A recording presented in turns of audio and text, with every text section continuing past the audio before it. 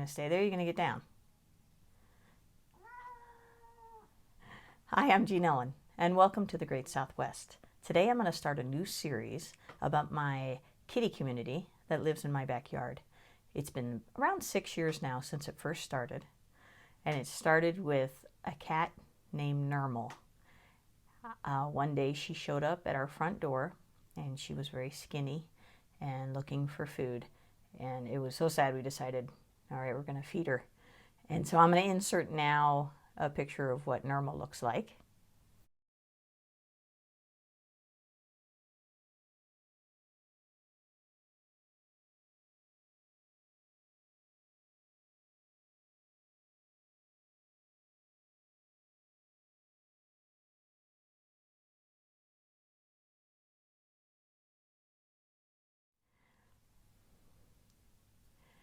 And so it began with Normal.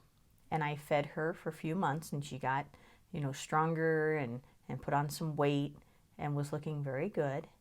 And then around Thanksgiving, so I started putting a camera out. I wanted to know what she was up to. So I had a surveillance camera that I put right at my front door, where I put the kibble down on the ground and watched Normal come and eat.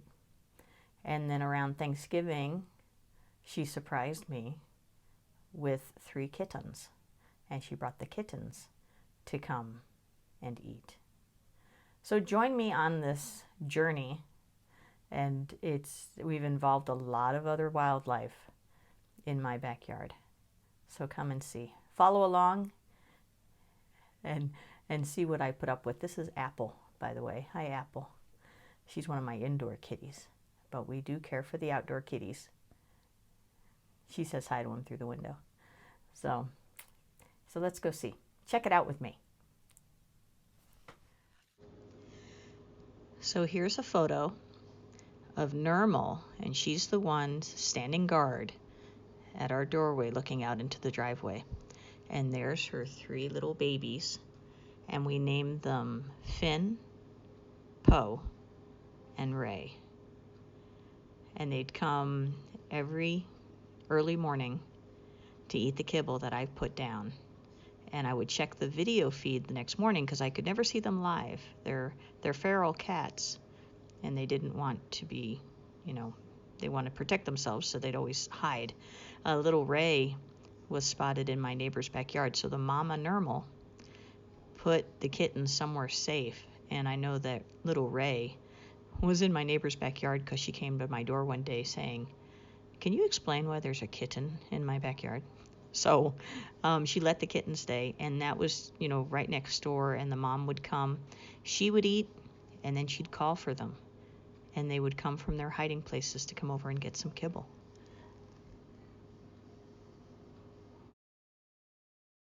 And here's another shot of the kittens. This is a different day because my car is in a different spot, but there's Normal watching. Here's another shot. Normal is right there in front, and I've got a couple kittens eating. You can see they're getting bigger now. There's another cat in the corner, the kind of in the center right, and I believe that's the daddy cat, and we named him Kylo Ren. And watching them over the years, Normal and Kylo Ren were absolutely in love. Or at least Normal was in love with Kylo Ren. He was a pretty chill guy. Very nice cat. He was pretty tame. But there's another version of them eating.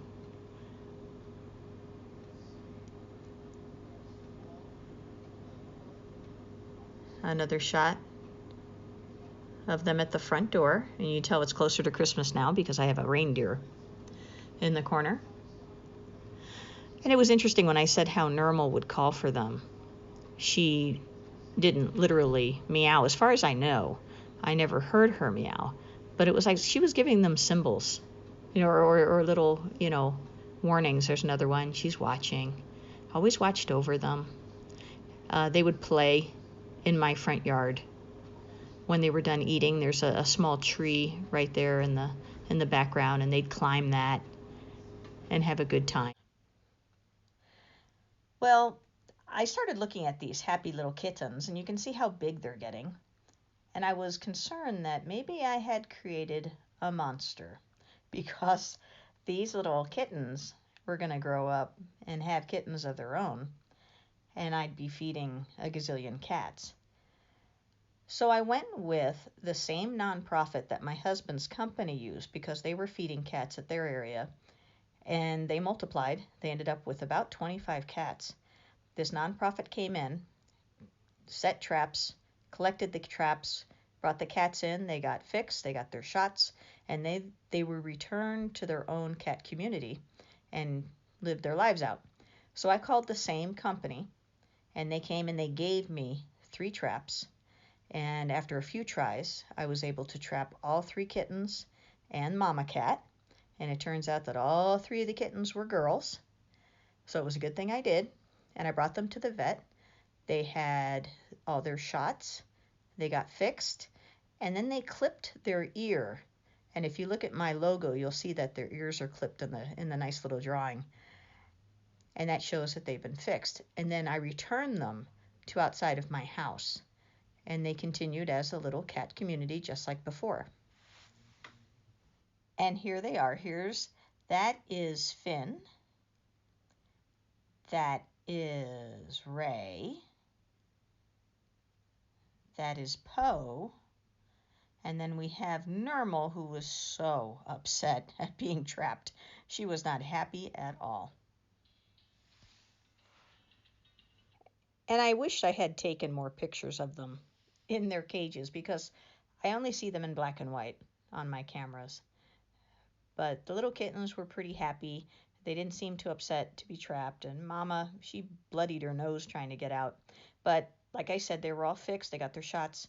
One of their ears was clipped down so they don't accidentally get trapped again and go in for surgery. And the vet's like, whoops, already did this cat. So, well, thank you for joining me on this part 1 of a many-part series about my outdoor cat community and all the adventures we have with the other wild animals that are outside in my backyard that I didn't know about. So thanks for joining me. If you're new to the channel, please subscribe. And if you hit the notification bell that's right next to that subscription button, you'll be kept up to date on any future videos that I load to this channel. Thank you for joining me, and stay tuned for the next adventure. Thank you and have a wonderful day.